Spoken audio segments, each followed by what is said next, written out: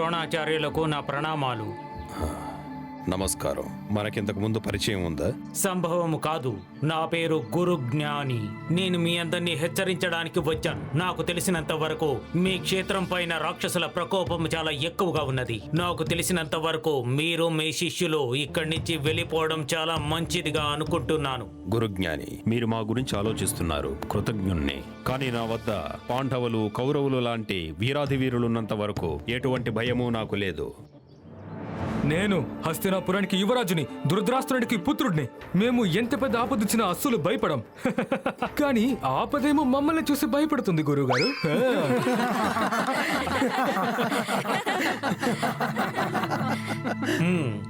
అయితే మీ ఇష్టం బాలక. నాకు తెలిసింది తెలియజేశాను. తర్వాత మీ ఇష్టం. అంగీకరించడం అంగీకరించకపోవడం మీ చేతుల్లోనే ఉంది. నేను వెళ్ళొస్తాను. వా అన్నయ్య, మీ మాటలు విని ఆ జ్ఞానికి ఏం మాట్లాడాలో తోచలేదనుకుంటా. కాపాడండి. ఈ ధ్వని ఏమై ఉంటుంది?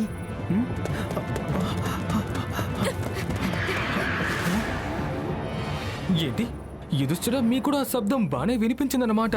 కాపాడండి. ఎవరు పరిగెట్టేది? ఆగండి.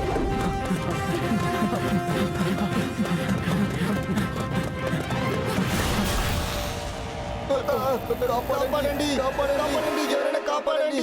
బయటికి పంపించండి. కాపాడండి.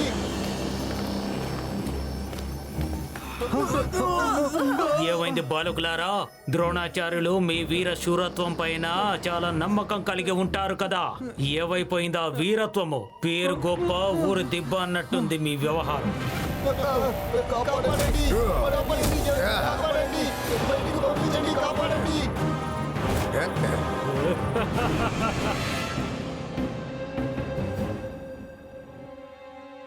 ఎలా ఉన్నారు బాలకులారా? మీ వీరత్వం పట్ల ద్రోణాచార్యుల వారికి ఎంతో నమ్మకం ఉండేది కదా. కానీ మీరు ఆయన నమ్మకాన్ని వమ్ము చేశారు. ఇప్పుడు నేను హస్తినాపురానికి యువరాజుని, దురదరాష్ట్రునికి పుత్రుడిని. నేను ఇప్పుడే ఆజ్ఞిస్తున్నాను. మమ్మల్ని వెంటనే మీరు ఇందులో నుంచి విడిపించాల్సిందే. లేదంటే మీరు చేసిన ఈ పనికి నేను మిమ్మల్ని ఊరికి వదిలిపెట్టను. అర్థమైందా? అలాగా?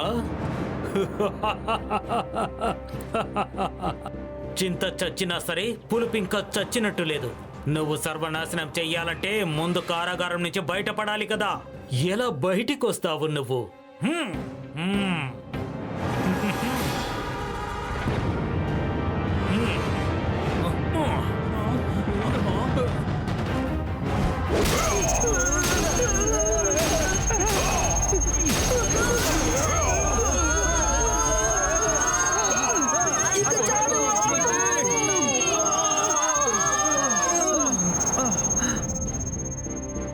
గురుజ్ఞాని మా శిష్యులను అపహరించుకు వెళ్ళాడు. ఆయన హద్దులను దాటాడు. నాతో రండి.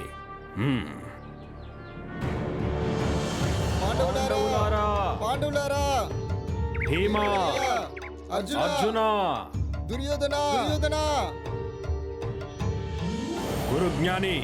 గురుజ్ఞాని బయటికి రా.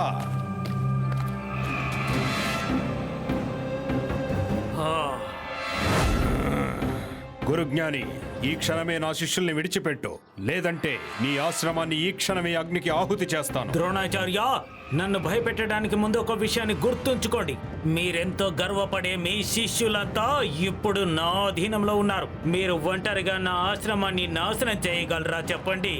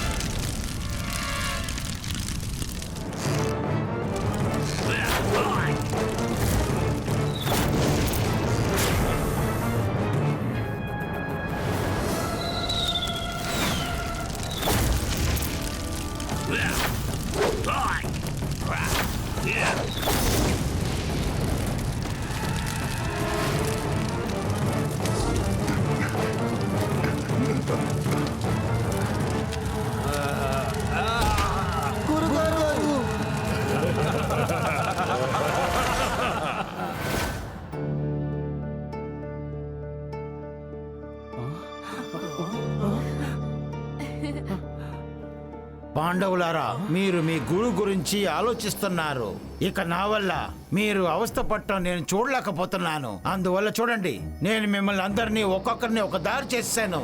ఇక ఎవరు కాపాడుకుంటారు అనేదే మీరు ఆలోచించుకునే విషయంగా ఉంది.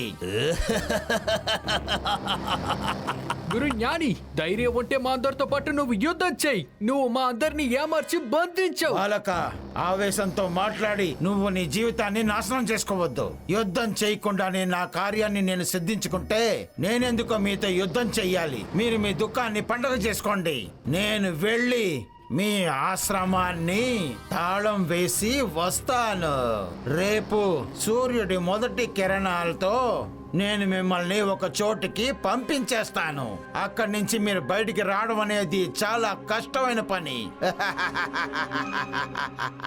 ఇలా మాట్లాడేసి నువ్వు ఇక్కడి నుంచి వెళ్ళలేవు. నిజాయితీగా నువ్వు ఏమీ చేయలేదు. భీమా, ఆవేశపడకు.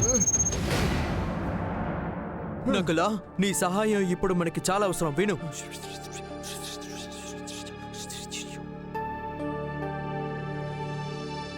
ఉడత మిత్రమా, ఇక్కడ విను. ఏంటి మిత్రమా గురు? ఉడత మిత్రమా, మేము ఈ గూడు నుండి బయటికి రావడానికి మూషికాల దగ్గర సహాయం అడిగి గూడు నుండి కింద వరకు స్వరంగం పెట్టించండి. దిగులు పడక మిత్రమా, పని అయిపోతుంది అనుకో.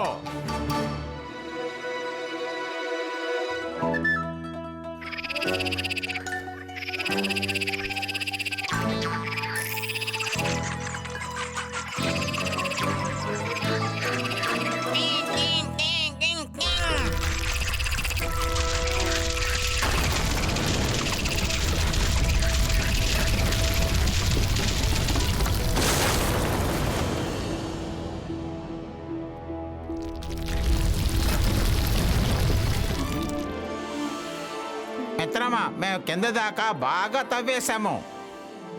అన్నా, నా ప్రియమిత్రులు మనం తప్పించుకోవడానికి గుంట తవ్వుంచారు. ధన్యవాదాలు మిత్రులారా. మీ అందరూ అక్కడి నుంచి వెళ్ళిపోండి. భీమన్నయ్య, మీ గద బలాన్ని ఇక్కడ ఉపయోగించండి.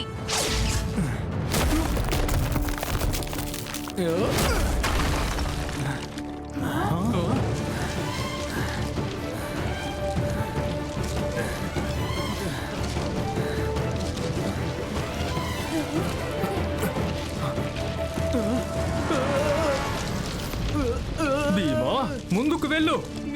నేను ఎలా వెళ్తాను? నేను బాగా ఇరుక్కుపోయాను.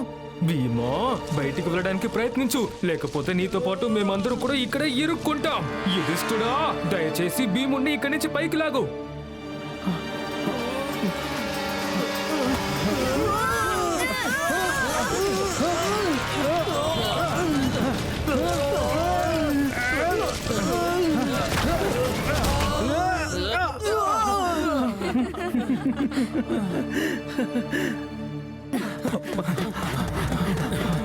గురు జ్ఞాని,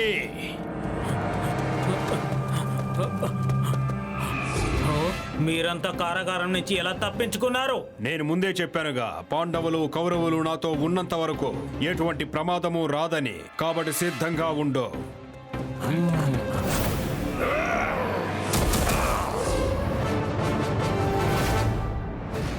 ఆగండి, మా మధ్య ఎవరు రావడానికి వీల్లేదు. ఈ రోజు నేను వాళ్ళు తేలిపోతుంది అంతే.